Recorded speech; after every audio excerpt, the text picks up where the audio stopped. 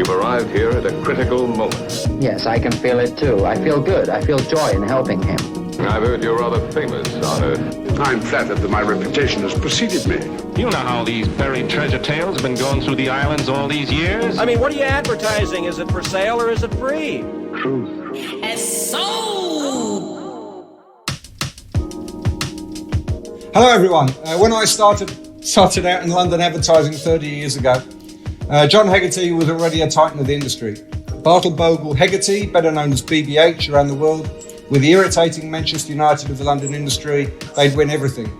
Every year, a new 60s Levi's ad would come out and be roundly slagged by the creators as not being nearly as good as its predecessors. A month later, the song will be top of the charts all over the world, however obscure it might have been once, and the ad would win every gong going. BBH, other famous clients over the years, the likes of Audi, Johnny Walker, and Lynx. BBH, still one of the most respected names in the world of advertising, and John Hegarty, one of the most revered names. Such that he was knighted, I said here 20 years ago, it's not, it's about 2007. So John and I have a lot in common, having spent several minutes in a lift together in Cannes 10 years ago, which I suspect John probably doesn't remember. Nothing untoward happened, is all I can say, Paul. Ships passing the night. Based on that, I felt there was a strong enough relationship to ask him on the podcast, and it being the lockdown and everything, he couldn't think of a reason not to. And the other thing that we have in common, for those who wonder why John is on the New Zealand Advertising Podcast, I should point out that every year John comes to New Zealand and has some great fishing tips for us. It's 7 a.m. in Auckland, I think 8 p.m. in London. So, John, are you still coming to New Zealand every year? Certainly do. In fact, we got back on the 1st of March, just before, the whole kind of terrible things started happening with lockdowns and everything else. And we had a wonderful time there. So we basically, because my wife is a Kiwi, Philippa, and we come down every year, see her family. So we go to Christchurch and then up to Auckland to see some friends, and then up to the Bay of Islands to see some other friends. And we have a little batch, as you call it. We'd call it a sort of a beach house up there, which we chill out in, and it's absolutely wonderful. I love going there I love going there, but we go in February, which of course, if those who know the Northern Hemisphere, February is the shittiest month of the year. I always say, instead of wishing it away, go away. So I always describe it as a bit like Tuesday.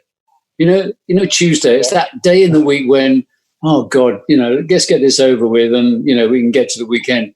Well, that's what February is like, except there are 28 of them in a row and sometimes 29. So going down to New Zealand is a true pleasure. So you stay in the Bay of Islands near Russell?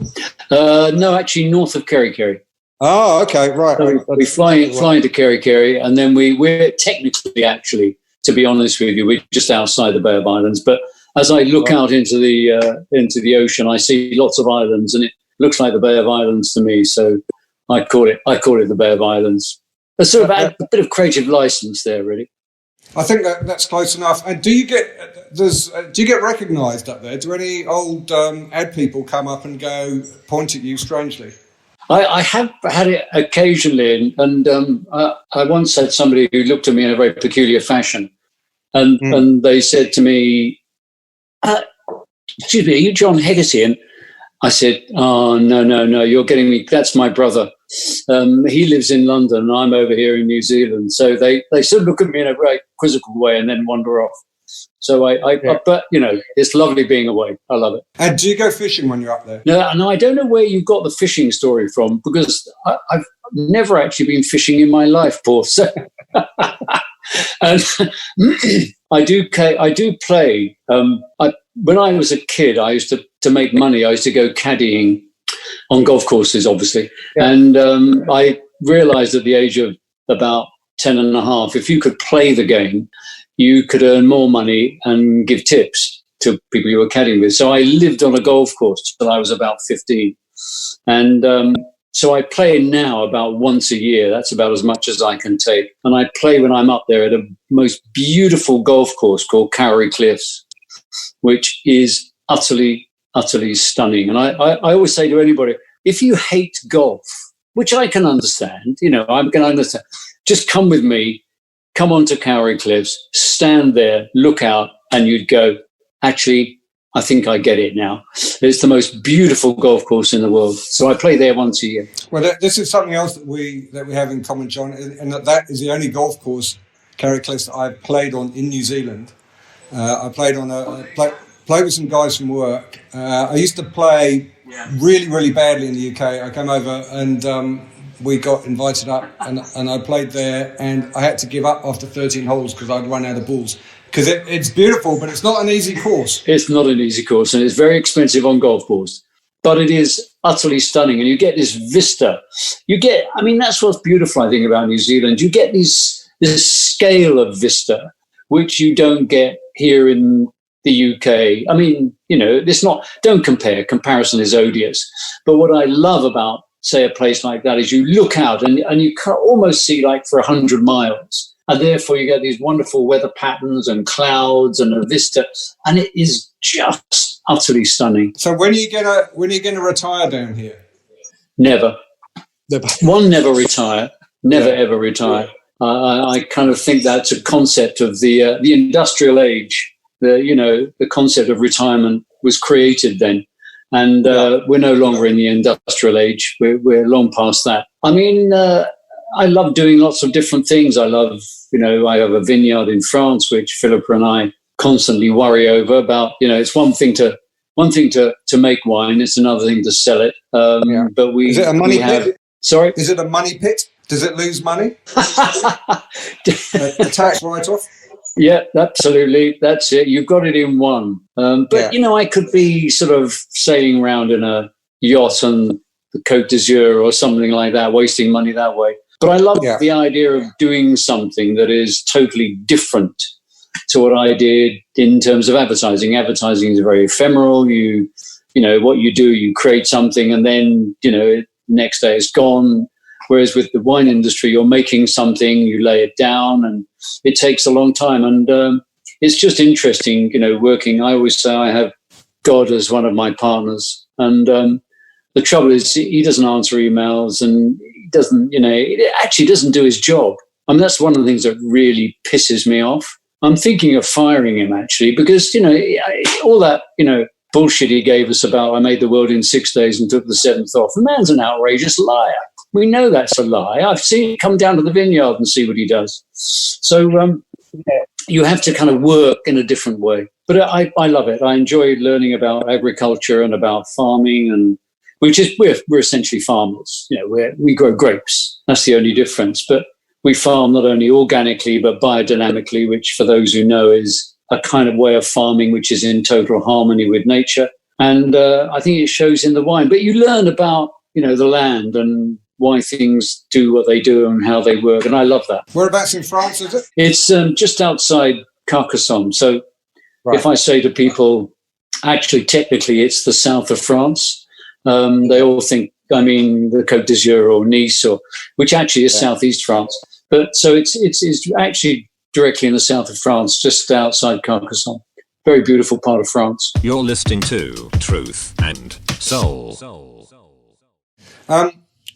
So if I could go back, why did you start in advertising? Because you went to the London School of Printing?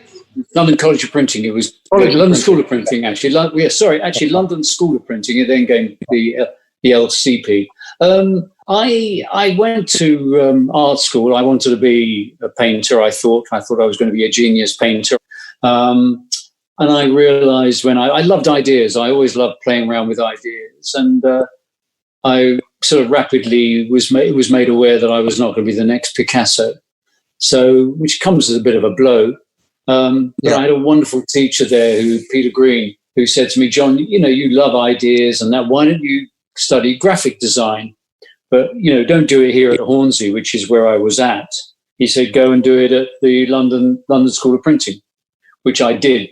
And they had a very good graphic design department. And once I was there, and it was very interesting, actually, because I love design. But, I was in amongst people who were talking about shades of blue and, should it be Caslon or Garamond? And I love all those things. I love typography. But I kept saying, yeah, but what's the idea? And these people kind of look at me in a kind of strange way. What do you mean idea? What's that? And I said, well, and it was odd, really. And it was whilst I was there that I met the brilliant genius John Gillard, who was a lecturer there, who showed me all the work coming out of New York at that time with Dordain Bernbeck and Papert Koenig Lois and all those Wells Rich Green, all those wonderful agencies that emerged out of America, Carl Alley and people like that. And, I suddenly looked at it and I thought, God, this is what I want to do. It was smart, intelligent, it was witty, clever, but it was also inclusive. And it really was, Paul, like a light bulb going on in a darkened room.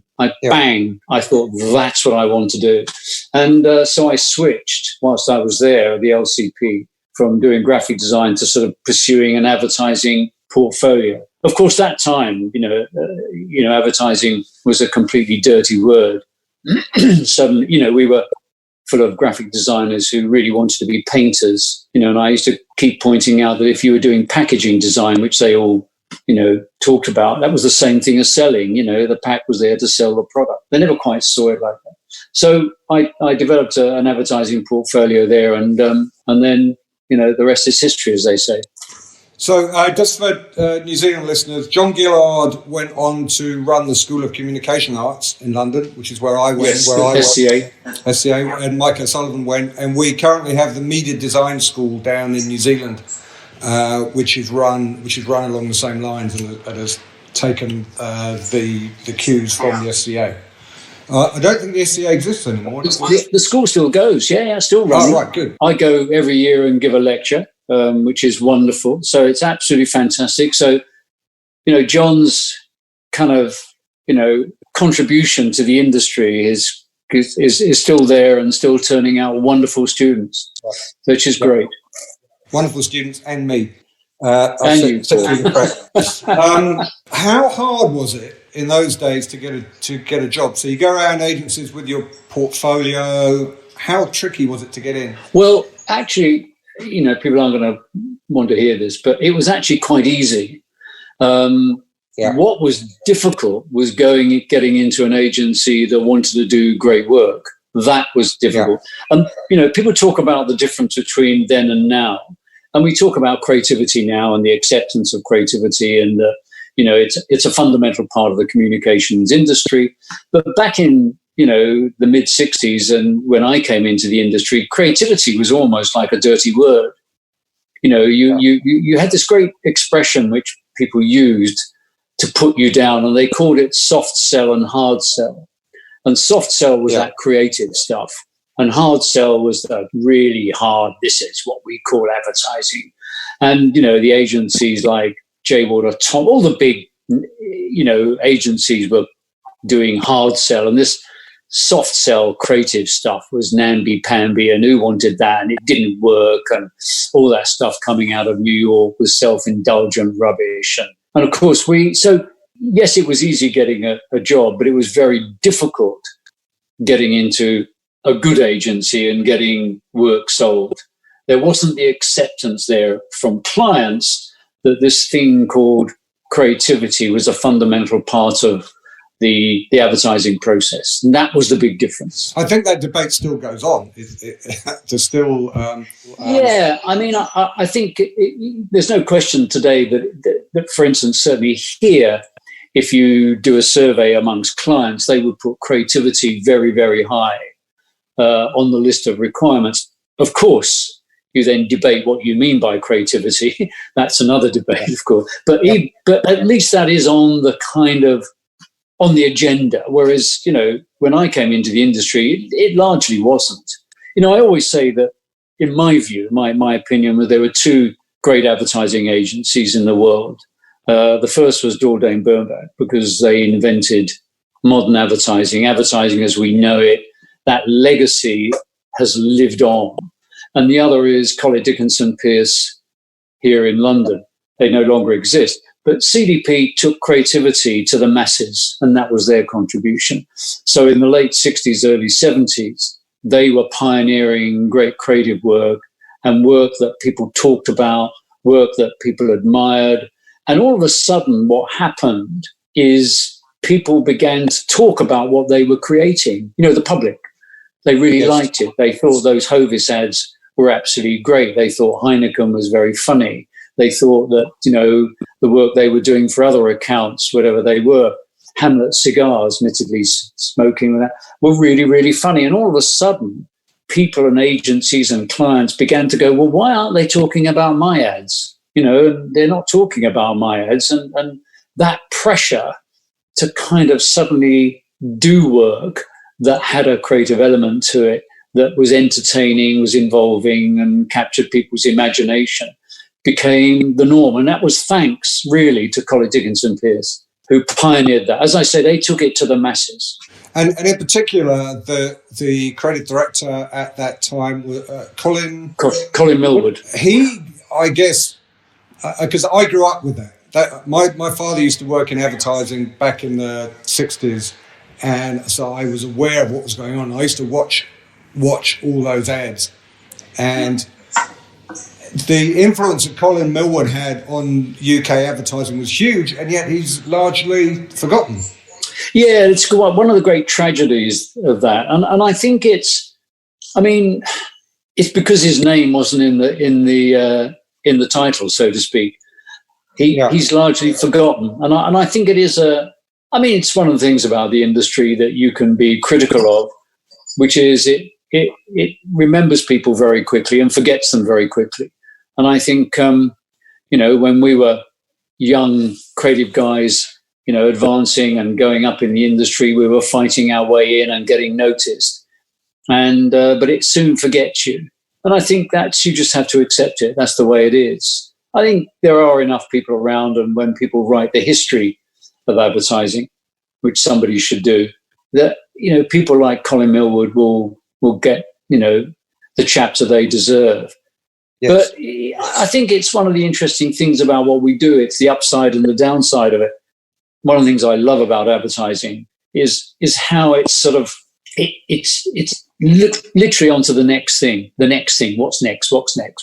Yeah. And it takes very little time to reflect. Now that can be great, and I love that side of it. But the danger, if you accelerate that too much, like today, I think we've forgotten the work that was done yesterday and the day before and the year before and the decade before.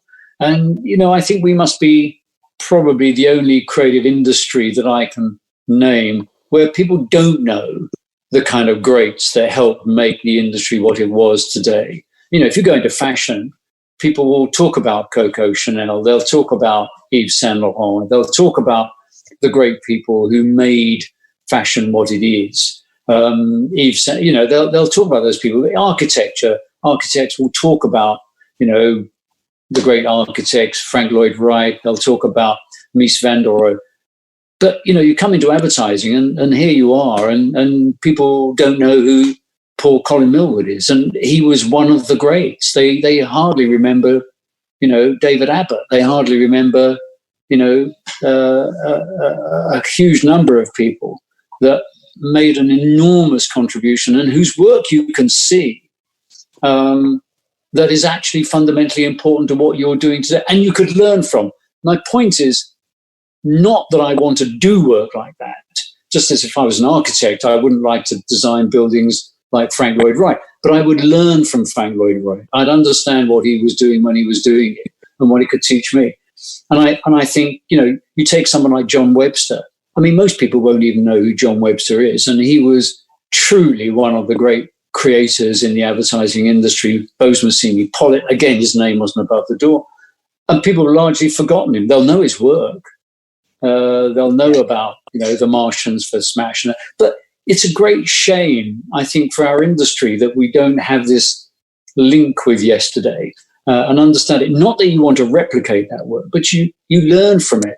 When I went to art school, when I was at art school, you were told, go and look at the work of Rubens, go and look at the work of the great masters. Not that you were going to paint like them, but you learn something from them. And I think that is a great tragedy. Well, hopefully through this podcast, some of that will keep up. I worked for DDB New Zealand for 5 or 6 years, and I was very proud of coming from being at an agency with Burnback's name over the door. I think most young creatives in New Zealand, probably through the school, have heard of Burnback. Maybe not Colin Millwood, but maybe after this. I think Burnback's got a name, but I think so many people that followed him or came out of that time that have wonderful work that you could learn from, and you could improve your craft. Not that you want to do work like them, but you could improve the craft of what you do. And I think, I'm a bit boring sometimes in talking about craft, but it is fundamentally important. And craft changes, technology changes craft, but it's still needed. I kind of go, we're all artists, but some of us shouldn't exhibit. And it's, we're all creative, but, we shouldn't, some people really shouldn't be doing it. But, the trouble today is everybody's got a camera in their iPhone and they think they're a photographer.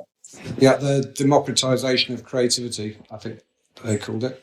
Everyone's an artist now. So at that time, I guess in maybe in the UK, 70s, 80s, 90s, advertising was seen, television advertising was, as you say, was liked by a large proportion of the population. And I have seen research that says that people preferred the ads to the programs often. They certainly had higher production values. And that has completely fallen away, and it doesn't happen anymore. And the standard of film, television advertising has got worse, or TV programs have got better. Would you agree with that? There's absolutely empirical evidence to show that's the case. I mean, there is a TGI research that's done each year, which actually tracks people's like of advertising. And it has consistently gone down since about it started declining in the mid-90s, and it's gone down ever since. I think that coincided with my career. Well, don't worry about that, Paul. Your chance to get it back again. But, I think at one point it was that, people liked advertising. It was something like 40% of people, whereas today it's now less than 10%. I mean, the point about that, I think, isn't, you could argue, well, what does that matter? But I'm not sure how you make an industry more successful if people think the product you're making is worse. I'm not sure if you were going to go into pizza production, if you decided to make a worse pizza and believe that was a way of selling more pizzas. I'm not sure what business book would have that as an example of great marketing and great production, whereas our industry never addresses that question. There's no, undoubtedly now people look to avoid the advertising. I mean, there was a time, as you quite rightly say, Paul, when people actually enjoyed it and talked about the ads, and newspapers would write about them, and the music we used would get into the charts, and the people who appeared in them would say, I want to be in an ad, and it's great.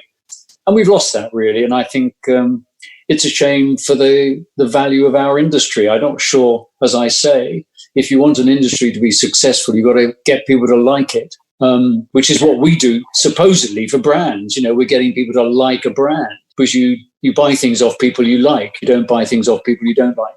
But it's a sadness. But, somebody has to change that.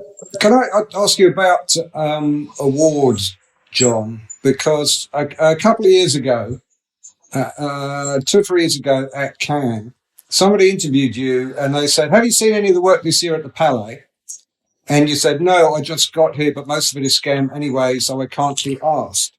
So they wrote that as asked, but I corrected it as asked. What do you mean by that? Most of the print work is scanned. You can tell it. You can see it a mile away. Now, I wholeheartedly agree with that, and I retweeted it, and it's by far and away the most popular tweet I've ever done in my life. How did this come about? Well, I think it's a long, it's well, first of all, I'm proud that, my quote has given you a great tweet. That was fantastic. Thank you. I think it's, it's in a way, it's it's part of our own, the curse of our own success. I mean, we set up award schemes. I mean, D&AD was set up to promote creativity and to promote creative people, and it's a charity, and all its money goes back into education. So it was set up with very, very fine ideals at a time when it was hard getting people to buy creativity. You got to remember that, go back to that 60s again. Yep. You had that era when we were trying to get people to realize the importance of creativity. Then gradually it became more recognized, awards proliferated, more people entered awards. And then I think the big agencies got involved, and they suddenly realized in the 70s and into the 80s that this creativity stuff that was done by the long hairs, as they were called, was really working, and that maybe they should be doing it. And then, of course, they realized if they won some awards that, it would promote their kind of PR and their persona. So in a way, it all evolved out of that. And gradually, people started realizing that they could do some scam work. That scam work could win them awards. Nobody really asked the question. And it really looked good on their company shareholders report, and it worked well for the creative people because it promoted their well-being and their salaries. And I think, it's like drugs in sport. You take a little bit and you perform better, and then, of course, you perform a little bit better because you take a little bit more. But gradually it eats the industry. And I think this is what's happened with scam in our industry. I mean, I just think it's appalling. I mean, you go to, I've said it, I've given up saying it. You walk into the Palais and you look at the ads, and I'm looking at somebody's fucking personal portfolio, and I go, well, that's fine, but if that's what you wanted me to do, why didn't you tell me?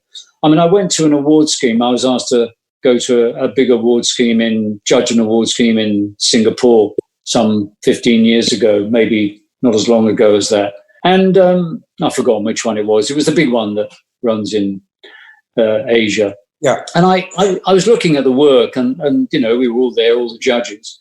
And I see this campaign, really very beautifully art-directed for a museum about the Japanese invasion of Singapore. It was beautifully art-directed, Changi. And I said, this is really lovely. And I said, where is this museum? And, I looked on the ad to see, like the Royal Academy, Piccadilly or whatever, and there was sort of, a bit of shuffling and people looking around, and I said, sorry, no, I've seen the ad and I'd like to go. Where is it? It looks. And there was more sort of embarrassed silences, and it turned out the work was completely scam. Everybody in that room knew it. Everybody knew that it was scam. Everybody knew it didn't run. And yet here I was being asked. I flew over all the way from the UK to be part of this jury. And I said to them at the time, I said, look, I haven't flown 5,000 miles to come and judge somebody's personal portfolio. If you want me to do that, why didn't you say so? I've come here to judge work that ran, work that had an effect, work that contributed to a client's success. That's what I've come to judge. And it was just embarrassing, Paul. It was, but it hadn't changed. And I said, we all, the point about this is that advertising got better because we showed that creativity was better. We showed that brands and companies that used it did better. And that way we encouraged more creativity, and we encouraged more people to be creative. If you go, I'm just going to invent a product or do a scam ad, it benefits nobody. It doesn't benefit anybody. So that's why I get very irate about it, because you're undermining the legacy of what the Birnbachs and the Colin Millwards and the John Websters and all those brilliant people gave us. They did great work on clients that people saw, not another creative team or an awards jury in Cannes or wherever it might have been. And I think it's, so we have ourselves to blame for that. We don't call it out enough. It's shocking. I think it's absolutely shocking. We violently agree on that. I've not been thrown off awards juries, but I made myself very unpopular by continually calling out. Well, you're right to. You're right to. I mean, I'm pleased you have.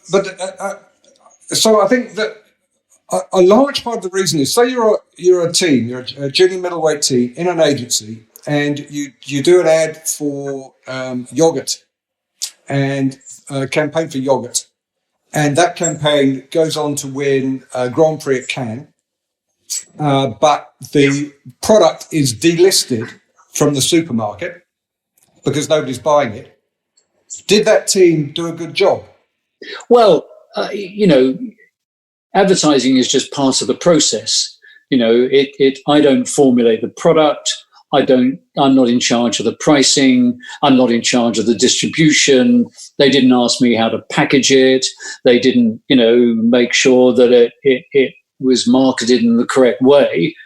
Of course, you're only part of that process, and all parts of the engine have to work together to create success. We completely understand that. I do think advertising is an important part of that process, but it's not the only part. I always say that, I'd be in meetings with clients in my career in advertising, and, I'd be selling the work that I was doing or that the agency was doing. And then to sort of show interest, not to sort of say, well, I've done my bit, I'm leaving. You'd stay around when they would talk about, what the market was doing and how sales were going in the Northeast, or what was happening in the Southwest, or they hadn't got shelf distribution in whatever supermarket. And they'd all kind of talk about the marketing. And so often I'd be sitting there saying to myself, you ever thought about making a better product as a sort of concept? But that wasn't my, I occasionally said that and often get thrown out of the room. But, I was doing my job. I expected other people to do their job. So yes, you are going to get, brilliant ads that actually, we all know the famous story about Fiat and hand built by robots for the launch of the Fiat Strada, an absolutely brilliant ad. And it got everybody to go out and, a large number of people to go out and try the car. Of course, the car was complete crap and it collapsed. That was a case where great advertising, undermined a bad product even faster because more people found out very quickly. But, it's the business we're in, You're a salesman. So, you kind of, you're selling not a great product. You're doing your best with it, but you've been given the product. You didn't make it. So, John, just going back to Cannes, you've been on the titanium jury a couple of times, maybe. Yep. That to everyone, that's the big jury at Cannes. That's where you get all the big heavy breathers from around the world, all stuck together in a room. Who misbehaves? Well, actually, funny enough, the titanium jury is actually one of the best. I've done it twice. I was on it once, and then I was asked to chair it, and it is actually the nicest jury because it's lots of very grown-up people.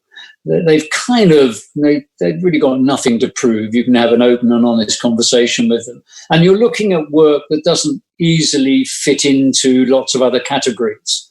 So you're judging, very interesting stuff. There isn't a question now whether it should go on and whether its purpose it's gone past its purpose. It was originated by Dan Whiten, who was sitting on a jury and said, look, there's lots of work here which doesn't fit into any of the categories. Why don't you set up a titanium category that this work could go into?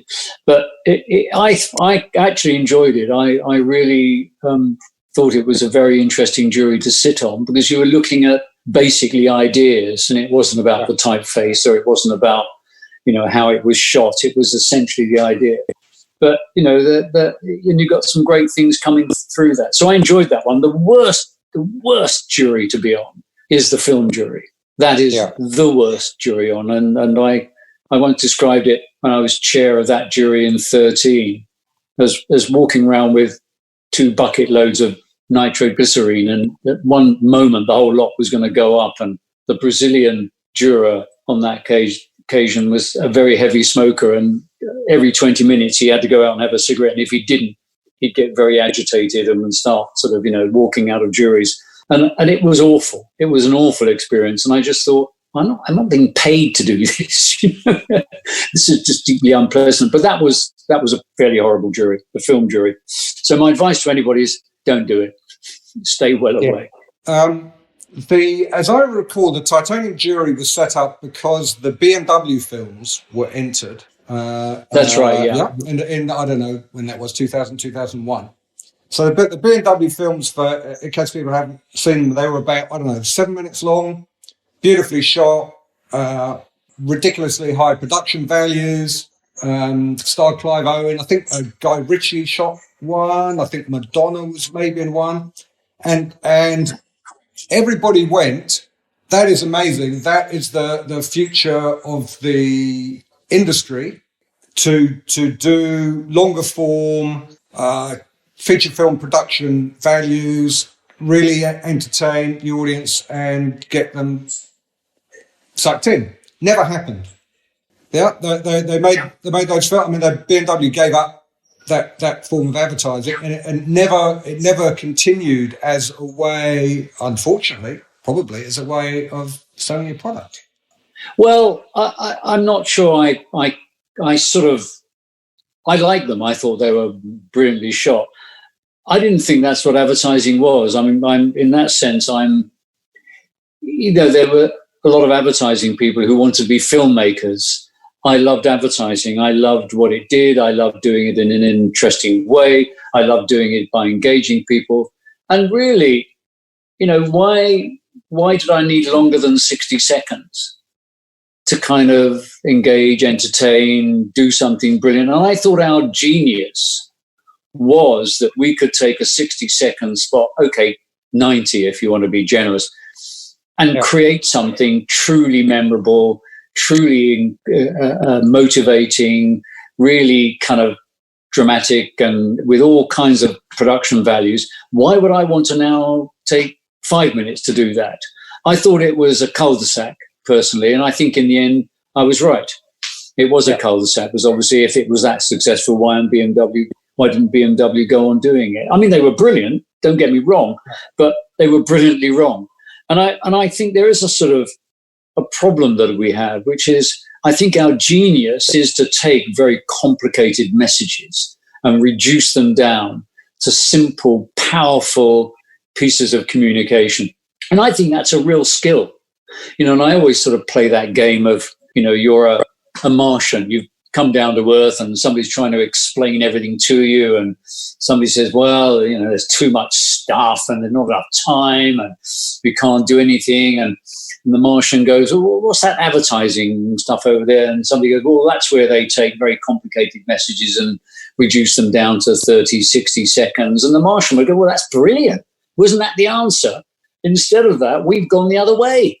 We've made it longer. We've made it more complicated. And in the end, I sort of go, I'd much rather watch Game of Thrones than I'd watch, BMW trying to make a film. BMW make cars. Guys, you make very good cars. You don't make great movies. Game of Thrones don't make cars. They make series. Stick to what you're good at doing.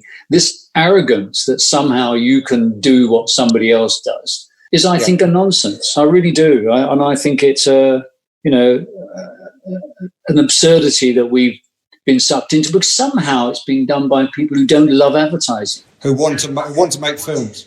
They want to make films. Fine. That's great. I mean, Ridley Scott went off and did that. Alan Parker went off and did that. Hugh Hudson, they went off and did that. Go and do it. Please, love it. I mean, absolutely great. But remember what this is, and the genius of this and why it's so great. And again, I go back to, we've kind of, in a way, I don't want to sound like some silly old fart, which I probably am, actually. No, but I do think, the value of what you recognize, the value of what you do and do it brilliantly. And that's, that's where our future should lie. And I'm always confident that, I've always said, gravity will out, that the reality is people like great ads. People say to me, oh, nobody likes the ads. And I say, I don't like the ads and I work in the industry. Why should anybody else? They're shit. They're absolute crap. But if people make good ads, it's amazing how people watch them. It's always a thing here now at the Christmas, people talk about the big stores and the ads they're going to do and the ads they're going to make. Who's going to make the best one? And all of a sudden, it becomes a national conversation. The nation talks about it. Well, isn't that a bit of a kind of an example of what we should be doing for more things? So it still happens, but it doesn't happen enough. You're listening to Truth And Soul. the New Zealand Advertising Podcast. So, John, you talked about the first creative revolution when Burnback came along and we went from the hard sell to what was called then the soft sell. And as an industry, we made the best use of 30, 60 seconds on television. Print and billboard executions went on to make the best of those media. The second creative revolution, I presume, would be to make the most of the digital world, which I don't think as a creative industry we are doing currently. I don't know what the answer is, but it's not what's happening. Well, I think that, first of all, there is a debate about how we should use digital. I always, and I've said this before, I think I sort of talk about there's a creative deficit at the moment. And you can see it in the work, you can see it in what's going on. And I think whenever there's a great technological revolution, you kind of get a creative deficit. So, my example is, when Gutenberg invented movable type, he was the genius of his day. He was Steve Jobs, Mark Zuckerberg, Larry Page, Sergey Brin, all rolled into one. And he invented the printing press and movable type. He revolutionized communication. But what did he print? He only printed. First of all, he only did one book, and that was the Bible. And so you go, well, he was a technologist. He wasn't a creative guy in the sense of we know it. And it took many years for people to realize he'd invented the publishing industry, and suddenly books became these amazing kind of repositories of knowledge and engagement and entertainment that we know today. And that happens again and again. So you get, the Lumiere brothers invent the moving camera and essentially invent Hollywood, but they didn't realize it. They sort of gave up on it, said, I don't know what to do with this. And they went back to taking their pictures. They were technologists. And, again, Les Paul invents the electric guitar, or he develops it. And he's in the Rock and Roll Hall of Fame. But he's not in the Rock and Roll Hall of Fame because he wrote any great rock and roll. But, after about 15 years of his development, somebody wrote Rock Around the Clock, and the world changed. So creative people kind of, in a way, you get these technological revolutions. Creative people stand back going, what the hell do you do with this? Don't know. The technologists take over because they understand the technology. So, Gutenberg was a printer, so he understood printing. And they become the heroes. And eventually, creative people will go, actually, I've worked out how to make this interesting. And I think we're waiting in my view, we're waiting for that to happen. The other thing is, too, everybody has piled into this industry as though it's the answer to everything. And I think we're beginning to realize now that, you still got to broadcast as well as narrowcast, which essentially is what digital is. It's narrowcast, and that you've got to do both. And there's a lot of research here showing the breakdown should be something like 60-40, 60 on broadcast, 40 on narrowcast. And it varies depending on what industry you're in. But, the world has been inherited by accountants who kind of want to measure everything. You look at the major companies. I mean, you've got accountants running them, and they don't understand things like emotion. They don't understand how a brand builds loyalty and how it builds love. They can't measure that. They're very analytical people. So, of course, the digital world comes along and goes, you can measure everything, and you put that much in and you get that much out, and da-da-da. And somebody very interestingly pointed out the other day that actually digital is more wasteful than almost any other medium you can go in, because apart from the fact that it pisses most people off, the advertising, so that's not very good for your brand. Hey, I've got a great strategy, let's piss everybody off because I interfere with what you're doing. But actually, the click-through rates are dropping alarmingly. So therefore, if your click-through rate is something like 0.1% or even lower than that, 99.001% of your budget is being wasted. Whereas if it was in broadcast, more people would be seeing your ad. It may not interest them, but they'd be seeing it and noting it and going, well, it might be interesting.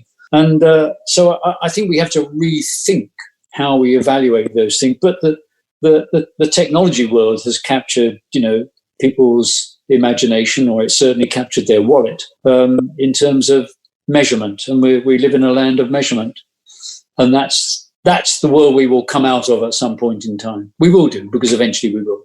Yeah, it seems to me the measurement has answered the question. The famous quote by, I think it's attributed to Lord Leverhulme, that 50% of the money I spend on advertising is wasted. I just don't know which half.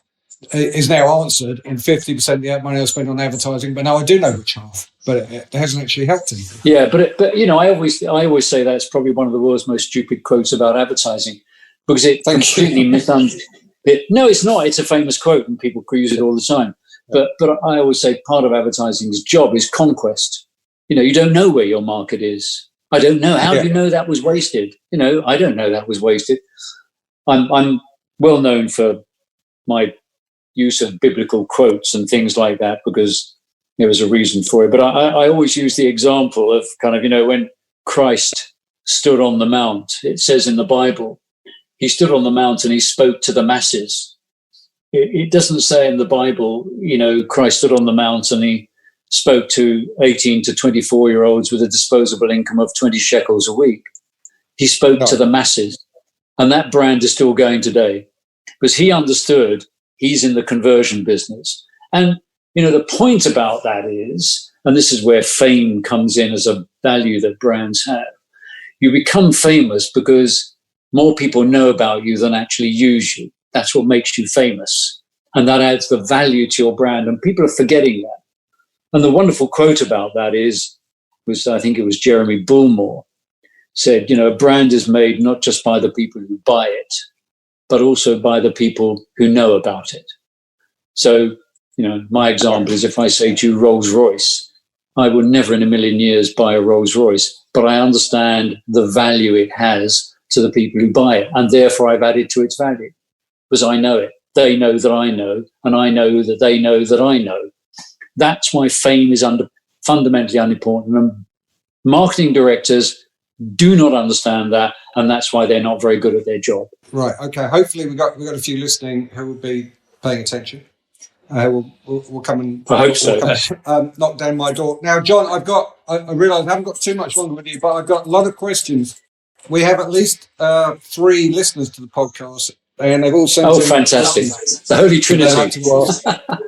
So we'll try and go through them very quickly. Ben Simmons Gooding, you probably remember his dad, Anthony Simmons Gooding. I do indeed. Wonderful man. Ben was a suit when I was in London at Y&R, and he asks, what was the best agency of the last 3 decades? I think, apart from BBH. You just answered that. Yeah, good. Okay. Oh, yeah, that's unfair. Right. Let's exclude BBH from that. I think you have to go.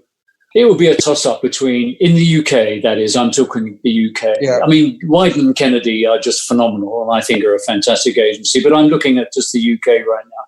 I think you have to look at, Abbott Mead, and you have to look at BMP, which is now actually DDB, now Adam and Eve DB. So it's gone through. So I think those 2 in the UK would be examples of outstanding advertising agencies. Yeah, in New Zealand, obviously, Barnes, Captain, Friends, Dentsu. Ben also asked, was the BBH creative work so good because account management and planning did all the heavy lifting? Well, we always said, the title of my book is called Turning Intelligence into Magic.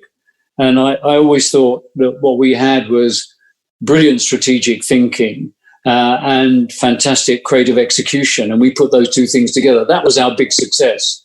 And that where we got both departments, both parts of the advertising process is working brilliantly together. John Bartle, who was obviously my partner, was a brilliant planner and had that ability to think about strategic input that liberated the creative voice. And that's what we always talked about. It's there to liberate creativity. So no question that it did a fantastic job. So partly their bed. Phil Newman says, can he have a job? And you don't know Phil, John. I don't. The answer is no. I'm no longer a BBH, by the way. You don't want him. Gert Kayart says, what do you think of Bob Hoffman, the Ed Contrarian? I think he's very good. I think I don't read a lot of what he's written, but every time I hear him speak, I think he's absolutely fantastic. And there's a man that I think every marketing director should read. And my brain, because it's so late in the day, I've just forgotten. He writes in marketing. Mark Ritson. That's it. Every marketing director should read Mark Ritson, please. If you want, and he's professor of marketing. He's not a creative guy. He understands marketing. He speaks more sense than anybody I've ever read. Brilliant man. Right. Excellent, thank you. Now I've got three from basically the same question from Murray, Luke, and Mike Watson, which is, what advice would you give to an agency coming out of COVID-19? Well, what advice I would give them is I would say, I think the world is going to change. I think there's opportunity for change. I don't think we're going to go back to just what was before. And I'm not being over romantic about this, because, the inertia is an amazing force in life. But I do think for a young agency, there are going to be a huge number of brands looking at how can they be more relevant in a changed world. And they'll want to talk to partners who understand that, who understand that we're not going back to where we were, a year ago, and continue that kind of communication. So I think there's an opportunity for them to talk with a different voice to a different audience about a new kind of way of thinking. And I think that gives them a terrific opportunity. Yeah, there will be a reset. What's, I guess, is quite extraordinary is that almost the whole world is going through very similar experiences at all the same time. Absolutely. I mean, somebody very cleverly said there's going to be before Corona's BC and after Corona's AC. And I do think that will be the case, that people will talk about BC, AC. And I think if you're in that AC world and you're looking at the future and you're looking at how brands should be contributing, it isn't just about making money. Money, nothing wrong with money. Money's important. But I always say, money has a voice. It doesn't have a soul. It's important. But remember, a brand has got to contribute more than just make money. And I think that is the way the new world has got to go. Right. Okay. Thank you. Ryan Jordan wants to know, what is the best idea that you've had that hasn't been bought? Well, far too many. I never really dwell on ideas that weren't bought. I spent far too much time working on the ideas that were bought. That kind of, you're dwelling on, in a sense, failure. And I've always said I've learned nothing from failure. I don't. When people say to me, "Do you learn from your mistakes?" I say, absolutely not. Not one thing. I mean, when you're doing any kind of work as a creative person, you're trying to break borders, trying to break barriers. You're trying to do something different. You're trying to make something work that hasn't worked before. And sometimes that's going to fail. So what are you going to do? You're going to go, "Oh, I shouldn't do that again." You just have to put it in the past and move forward. So I never dwell on failure. Look at your success and move on from that. I have to say, you have a great positivity, John. Hopefully some of that will rub off on me, but we'll see how we go. Toby Talbot, a typically vacuous question from Toby, who wants to know, where did you get your fantastic seersucker suit, which you wore when he interviewed you at Saatchi's in New Zealand a couple of months ago? Ah, that was very good. Yes, I got that at a very, very interesting brand called All Bar Brown. They're a UK. They make sort of swimwear and sportswear. All Bar Brown. They've just been bought, I think, by LVMH. So that might be. Although actually, that's the end of it. Well, no, actually, quite interesting. Fashion brands are quite good at understanding they've got a kind of a value there and know how to sort of extend it. But All Bar Brown, Have a look. I don't think you can get them now, actually. They just made a few and that was it. Okay, well, you could try, Toby. Hugh McLeod wants to know, what were your reasons for selling such a large stake of BBH to Leo Burnett 30 years ago? I can think of a few. But... yeah, that was it. That was so we could afford to expand and use that money to go global. We needed a media partner to do that. And we weren't going to, if we were going to do that, we weren't going to just give the media the business that we had. We wanted them to pay for it and also for us to fund our expansion. That's why we did it. Yeah. But we only sold 49% and made them pay 100%. So it was a great deal for us. Brad wants to know, do you think the industry's obsession with purpose-driven advertising is coming from clients or agencies? Or is it because it's awarded? Or is it meeting a genuine demand for this sort of work for the consumer? Or are we in a bullshit bubble that will eventually burst? You can work out he's an art director. It's rather a long-winded question. Well, I do think it's a very interesting question. You know, people often say to me about a company's CSR, what's your CSR policy? And I often say, why don't you making a better product as your CSR policy? In other words, look to what you're doing and then advertise that. I think there is a great danger. We're looking at a lot of whitewash or greenwash, I think it's called, isn't it? Yeah. Where people are adopting a kind of attitude rather than, you know, not looking at the product they're making, seeing if it's recyclable, seeing if it can do less damage to the planet, where is it coming from, who's making it, doing all those, getting all those things right, and then going out and telling the world you're wonderful. I think put your own house in order, then advertise it. But I do worry slightly that we are kind of, it's a way of winning an award. You know, there was a great funny ad done some 15, 20 years ago by an Australian agency who did a spoof of David Abbott, the wonderful writer, had won a number of awards for his work for the RSPCA. And they did an ad which said, "Here's my dead dog, where's my award?" And it sort of summed up the kind of, the attitude of the industry at that moment. But you'll get that sort of thing going on. But I do think we should be doing work that shows it works, and that way we show how creativity succeed. John, thanks so much for your time. It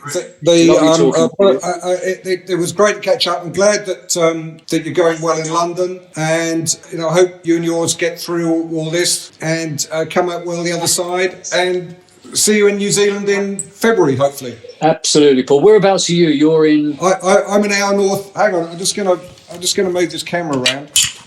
That's where I am. Oh, you can just bugger off. Oh, thanks. Great. That's Kauau Island that you can see in the background there, just an hour north of Auckland. Wonderful. Well, it looks fantastic. I have to go. Lovely talking to you. A real pleasure.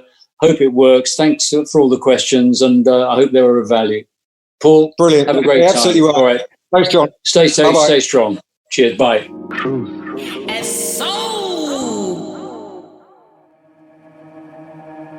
Thank you to Shane, Jonathan, Cole, Vanessa, and the guys at Franklin Road. Thank you, them, and thank you to the listeners, because we're still, I think, the number one podcast featuring me in the whole of New Zealand, which is a start. That's all from me. Bye for now. Thank you. On the Farewell Drive, we found 100 ways that our hands fit together.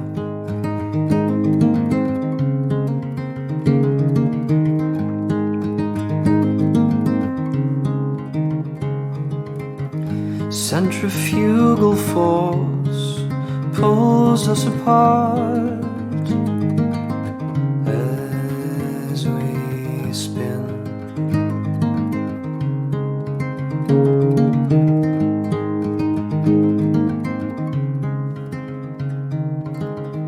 Please forgive my trembling hands, crudely silhouetted by the flickering spires of candlelight, while the wicked sleep sound, the anxious toss and turn, thoughts come not as single spies, but in battalions. battalions, while the wicked sleep sound. The anxious toss and turn.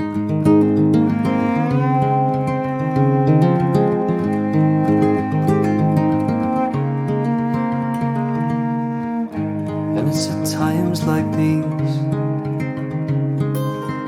that we understand our Father's fascination with dendrology. The family tree is losing its leaves.